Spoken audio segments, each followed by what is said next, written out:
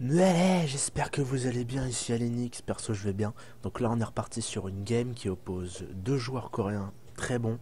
Le premier c'est Patience de la team Azubu, qui a pop en haut à droite en Protoss, sur la map Yeonsu. Et on a Innovation, oula, Innovation de la team Acer qui a pop en Terran en bas à gauche de la map Yeonsu. Donc là c'est une game qui oppose deux très très bons joueurs. Dont un qui est particulièrement bon, qui a beaucoup inventé le gameplay proto sur Wing of Liberty, qui est très très bon, mais qui n'est plus. C'est un petit peu un Stefano. C'est un petit peu un Stefano de nos jours. Stefano reste très fort, mais il n'est plus dans la période où il est en train de toujours innover le jeu Zer ou des trucs comme ça. Donc là pour le moment, début très standard, euh, très très standard avec un dépôt à 9. Hop, avec un dépôt à 9, une Rax, une Rax à 12. Et en face, on a à peu près le même type de BO, tout à fait normal. Le BO ne change pas à partir de ce moment-là. Le premier gaz qui est envoyé à 13, à 14, pardon. Et en face, le gaz aussi qui est envoyé à 13 par Innovation. À mon avis, il va partir sur un Reaper qui va scouter pour savoir s'il passe ou pas sur une partie macro, s'il passe ou pas sur une One Gate Expo, pour savoir s'il doit aussi faire lui-même une One Rax Expo. Bon, pour le moment, début standard, hop, là, normalement, prochaine unité qui va sortir. Non, c'est un pocheur, exactement, c'est un Reaper qui est sorti. Un Reaper qui a directement le point de ralliement sur sa base, sur un point de minerai d'ailleurs. Voilà, l'orbital command qui est en train de se faire. Là, pour le moment, un zélote qui est créé. Pas de deuxième gaz, de cybernétique qui est fait. Donc le fait qu'il envoie pas un deuxième gaz, il va plus partir sur une expo. Donc voilà. Tac, il envoie son Reaper. Il est. Et s'il a mis son VSS là, voilà, il passe sur une B2. Donc là, avant même d'avoir eu l'information, il passe sur une B2. Mais c'est très bien joué parce qu'il a scouté qu'en fait il voulait aussi envoyer sa B2, donc il l'a envoyé. Après il va rester, il va continuer, il va essayer quand même de scouter pour voir certaines informations, s'il a pris le deuxième gaz, ce qu'il a fait, pour voir sur quoi il va s'axer. S'il va partir un petit peu sur une pression. Mais attention, attention, là le Mother Core qui repousse complètement. Mais il me semble qu'il a vu le gaz, oui il a vu le gaz, il a vu même les deux gaz. Donc là apparemment il a vu ouais, ce pylône, rien de bien intéressant, il essaie de regarder, pas de bâtiment caché. Voilà, pour le moment tout est normal. Le centre de commandement qui est bientôt terminé. Le deuxième gaz qui n'est pas encore pris, une deuxième Rax. Donc là peut-être va-t-il partir sur un timing d'attaque, ce qui est peut-être possible. Hop, et le conseil crépu qui a été lancé de la part de Patience. Donc sur quoi ça peut s'axer? Ça peut s'axer sur beaucoup de choses. Ça peut partir sur du Blink Stalker, comme ça peut partir sur du HT. Après je pense que le HT c'est une très bonne solution face au Protoss. Après le Blink Stalker est aussi très très bon parce que ça vous permet vraiment de sauver des unités et d'avoir vraiment un avantage sur votre adversaire. Après, il faut savoir le gérer, mais bon, on est face à deux joueurs coréens. Donc pour le moment, voilà, le conseil crépu qui s'arrête, qui se finit, je pense qu'il va envoyer... Et il envoie le Blink Stalker, donc c'était Blink Stalker. Il va envoyer, voilà, toujours un très bon contrôle de la part de Patience qui empêche complètement le Reaper d'Innovation de passer scouter. Donc pour le moment la B2 de Patience qui est un peu plus optimisée, donc je pense que derrière l'économie est légèrement meilleure. Ah non, c'est grâce non, c'est grâce aux mules, les mules voilà, les mules qui viennent de tomber, les mules qui ont permis à Innovation d'avoir un petit plus au niveau de l'économie. Mais là on peut voir qu'il commence à passer au-dessus. Patience, le fait qu'il passe au-dessus, c'est peut-être un avantage pour lui, c'est peut-être le moment de partir un petit peu sur à l'attaque, mais bon, c'est vrai qu'il ne peut pas savoir. Très bon, très bon surround de la part de Patience. Très bon surround qui a empêché, qui a à mon avis empêché Innovation de voir le... Non, il a vu le conseil crépu. Est-ce qu'il a vu l'amélioration qui allait dessus? Je pense que oui. Je pense que oui. Donc là, voilà. Les unités qui sont en train d'être faites. Hop, les deux gaz qui sont été pris. Et là, voilà. Patience qui passe à une petite offensive. Je pense qu'il va vouloir faire légèrement de dégâts. Seulement, étant donné que le bunker va se finir un peu plus tôt et qu'il en fait un deuxième, histoire d'être safe, je pense qu'il va faire pas énormément de dégâts. Donc pour le moment, tac, pour le moment, voilà, on a un complexe robot qui est en train d'être fait, qui vient de se finir. Qu'est-ce qui va sortir de ce complexe robot? Un OPS, voilà. Un OPS, c'est la meilleure chose à faire parce qu'on ne sait jamais vraiment sur quoi partir face à un Terran. Donc l'attaque qui va être lancée, il y a Full Stalker. Full Stalker, pour le moment, sans blink. Là, il a le blink. Donc là, il va en profiter dès maintenant pour faire un petit peu de dégâts. Non, pour le moment... Bon, pour le moment, la B2 de Patience est beaucoup plus optimisée. Donc derrière, l'économie est légèrement meilleure. Même carrément meilleure. Elle est à 1400 face à 1000 pour Patience. Hop. Voilà, attention à l'attaque. Attention, les VCS qui sont prêts à réparer. Ils sont prêts à repair. Ils savent qu'il sait qu'il peut se faire des dégâts. Après, je pense que là, il a un petit peu surréagi, étant donné qu'il n'y a pas beaucoup de Stalker, qu'il n'y a que du Stalker d'ailleurs, qu'il n'y a pas de Force Field ni de Zealot. Donc là, le plus sain d'attaque et le plus sain de défense qui a été envoyé de la part de Patience, excusez-moi. Ce qui n'a pas encore été fait pour Innovation, il devrait commencer. Il a le plus sain d'attaque qui est en train d'être fait. Donc une fois qu'il a le plus sain d'attaque et de défense, voilà, un colosse.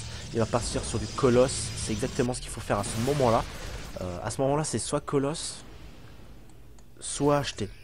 Mais le colosse, comment dire, le colosse c'est beaucoup plus, comment dire, il est un petit peu, voilà, très bon blink de la part de Patience qui fait énormément de micro-gestion parfaite. Voilà. Attention à l'attaque qui va arriver, attention, il envoie toutes ses troupes. Ouais, donc c'est plus pratique, c'est beaucoup plus rentable de faire directement des colosses car les colosses sont chers, sont moins chers par rapport au HT et sont un petit peu plus faciles à maîtriser. Donc c'est mieux de partir directement sur du colosse puis partir sur voilà une force field qui bloque. Hop. Si jamais il attaque, il peut envoyer. Voilà, il a envoyé Photon Overcharge. Attention à l'attaque, attention.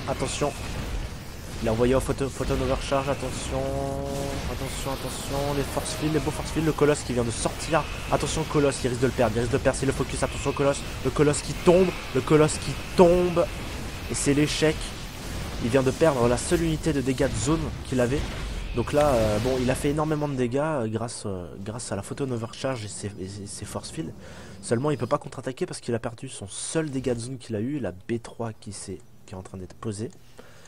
C'est très bon de sa part parce qu'il sait qu'il va pas contre-attaquer étant donné qu'il n'a pas de dégâts de zone.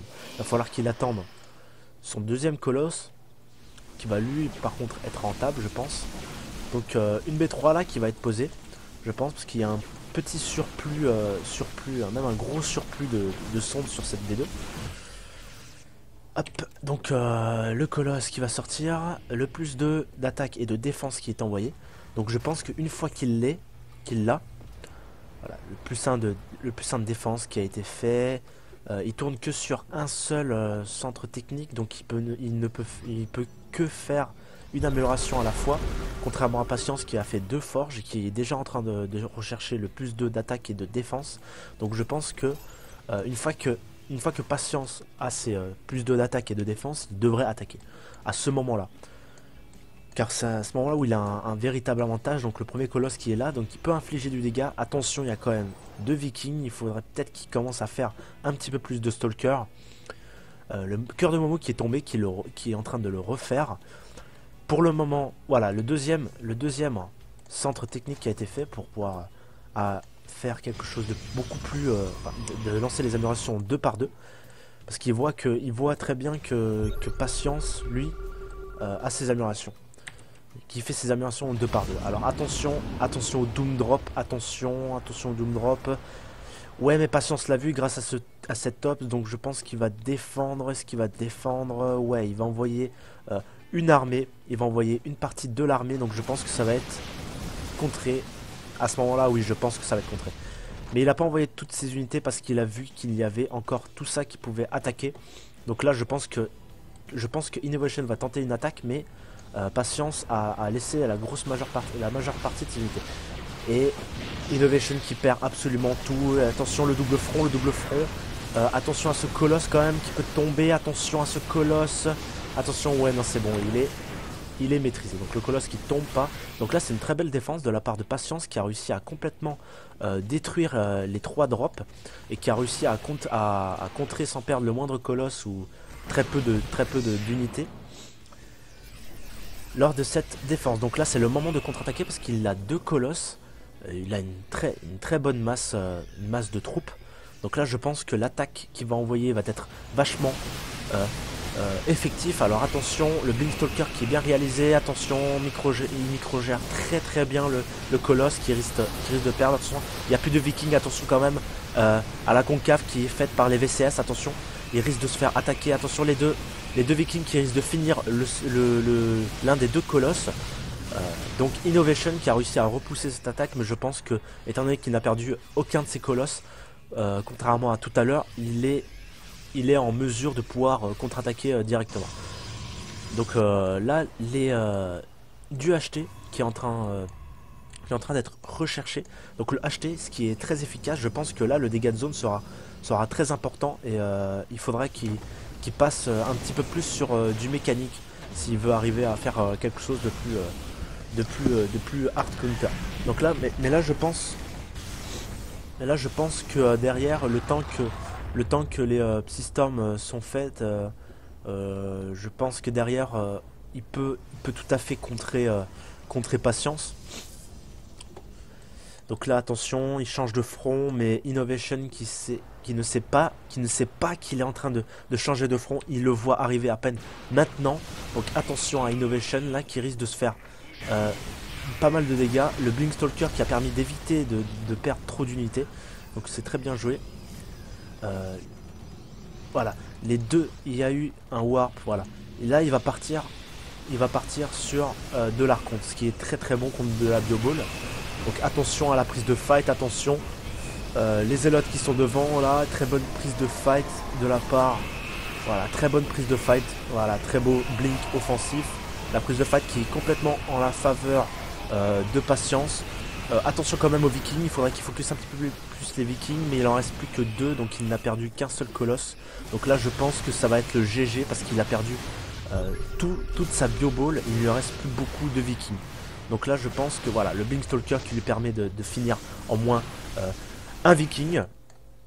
Donc là, voilà, la B3 qui a été complètement annulée, la B2 qui n'est plus du tout optimisée, la B1 qui n'est pas énormément optimisée, qui commence un petit peu à se vider, tandis que les 3 bases minent à fond, sauf la première.